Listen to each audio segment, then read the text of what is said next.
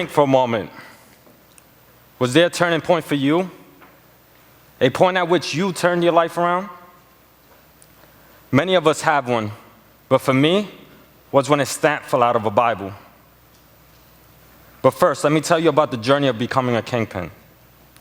At the age of 19, I was making over $2 million a year. I was driving expensive vehicles, wearing designer suits, and I was busy passing out my business cards. I was so busy, in fact, that I gave over 10,000 business cards in just a couple months. I even had 7 cell phones because my success came before the iPhone, and the flip phones only held 10,000 numbers. 1,500 contact numbers. I was a highly successful drug dealer. I was a kingpin. I even had people in their 40s and 50s answering to a 20-something-year-old. And how did I become so rich so fast? Well, first of all, I was motivated, and I hated being poor. My mom came to this country when she was 6 months pregnant. And 3 months later, I arrived as an American citizen. She would work in this factory where she would work 10 hours a day, sewing for a few cents per item. And she would hide me under her sewing bench. And at that point, I used to look at her working so hard for nothing. I grew up in the Lower East Side in the mid-'80s, and drugs were everywhere. As an ambitious kid, I was not involved with it. My mom wasn't at all. I actually was collecting cans and trading them in for nickels in the local bodega. But at 10, I was free to roam around the city. And my family was already involved. Cousins, friends, they were involved with the drug trade. And I had one cousin come up to me and ask me if I wanted to smoke some weed. I didn't want to, but I was curious. And I took the first step. And then I thought, why not buy some and sell it off? So I did. At 13, I saved $100, working the whole summer, bought an ounce of weed, sold it, and made $300 off of it. Then I quickly became known as the weed guy in my neighborhood. Afterwards, I began selling for this guy who owned the corner of Broome and Eldridge. By what I mean own, he had the crack and coke corner of Broome and Eldridge where he had workers selling for him, and I was one of his workers. He saw the dedication I had day in and day out, sitting on a milk crate, and what he decided to do was quit and retire from the hustle. He moved away, and he let me inherit the corner. At that point, I became rich. I had everything I wanted. I had workers. I was selling crack. But this didn't last very long, because at 18, I went to prison. I wasn't scared. I actually was thinking about a whole new strategy on how to fix my business and do it better not to get caught again. And it actually worked. When I came home, my friends gave me keys to a brand new Lincoln Navigator and actually showered me with cash right in the middle of the streets. I was the man. And my whole new market was targeted to rich, high-class people. So what I did, I had everybody in my team wear suits, ties, and drive expensive vehicles. And everything was going as planned. And in my peak of my career, I was making over $2 million a year, driving the best vehicles, and I had over 20 people working for me. And then something happened to me. My manager, he backstabbed me.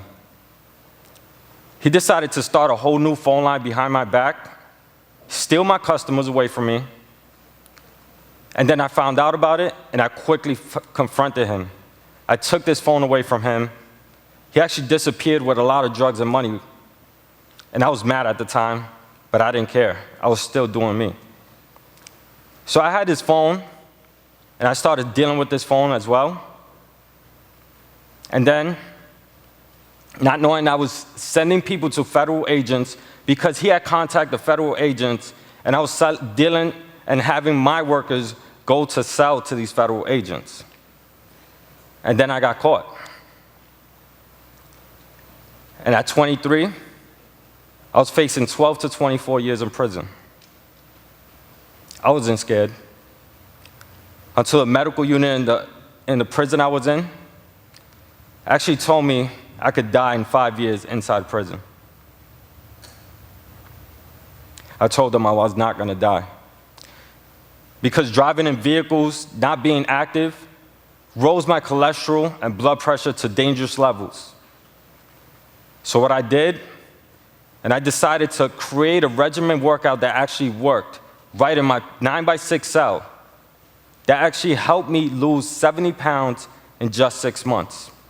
And after losing all this weight, I decided to help over 20 people in prison lose weight, and I actually helped one gentleman lose over 80 pounds while I was in there. I came up with a whole new concept of define the hustle. But then, towards the end of my incarceration, something happened to me. I landed into solitary confinement. And then you might be thinking where the Bible went at the beginning of the story. It's coming. It's coming. I only had 2 months left. And due to Governor Patterson changing up the Rockefeller law, I was able to leave in 3 years. So everything was going as planned. My family was waiting for me to come home until I got searched by a correctional officer, and he placed me on the wall. He actually slapped the heck out of me, and I turned around on him, and he pulled the alarm. Now, dozens of officers quickly ran to the altercation. They beat the hell out of me and threw me in solitary confinement. At this point, I hated everything. I didn't want to know about anyone. I only had 2 months left, and now I'm being sentenced to extra more years in prison. What did I do? I was playing the victim. I was not doing anything wrong. So what they gave me was paper, pen, an envelope, and my Bible, which I never picked up in the course of my incarceration. And I actually had it as a good luck charm sitting in the corner of my cell. So I had written this 10-page letter out to my family, letting them know I'm doing more time in prison, I'm not coming home, and don't worry about me.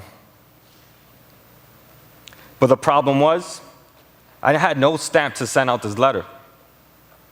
I enclosed the envelope, had it sit on the little desk that we are provided with,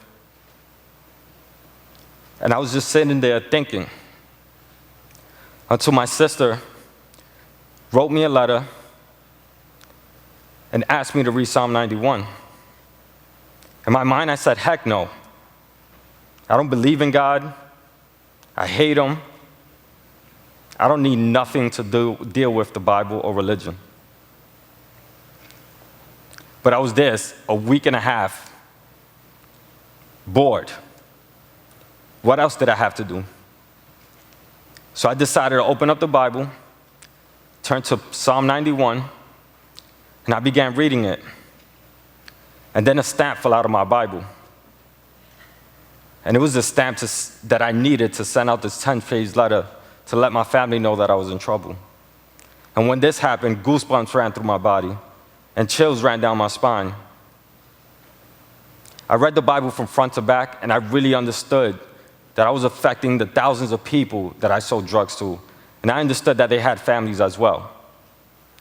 So when I came home a brand new man, ready to give back to my community.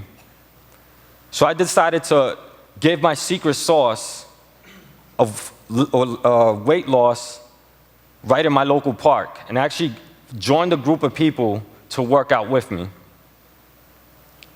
And then I bumped into this nonprofit organization called the 5 Ventures, which believed that illegal entrepreneurs can become legal entrepreneurs. We have the transferable skills to do so.